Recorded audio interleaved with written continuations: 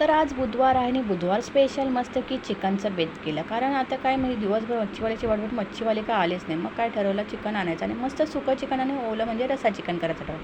एका कढईमध्ये छानपैकी कांदा लसूण परतवून घेतलेलं, त्याच्यामध्ये टॅमॅटो टाकून काळं वाटण टाकून छानपैकी इथे चिकन परतून घ्यायचं आहे. बाजूला एका पातेल्यामध्ये मस्त कांदा लसूण परतवून घेतलेलं आहे, त्याच्यामध्ये टाकले आहे टॅमॅटो, हळद, मीठ, हिंग मसाला दोन्हीमध्ये टाकून घेतले आणि काळं वाटणमध्ये हे करणार आहोत. आता इथं सुकं चिकनासाठी मस्त मीठ वगैरे टाकून घेतलेलं आहे आणि छान परतवून घेतलं आहे. मसाला तरी येईपर्यंत परतवून घेतलेलं आहे. इकडेही रश्श्यासाठी तसंच परतवून घेतलेलं आहे.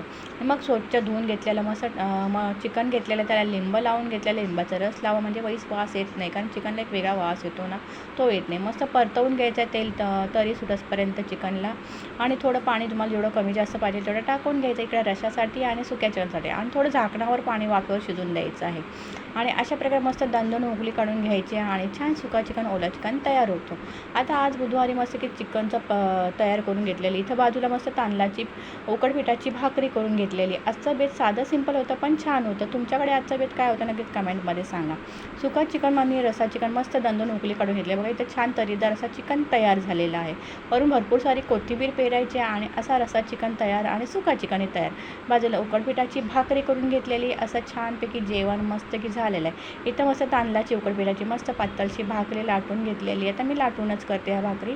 मस्त भाकरी लाटून घेतलेली आहे. थापूनही करते. ते उकडपिठाची उतवणीचे वेगळे असतात. आता ही उकडपिठाची करून घेतली.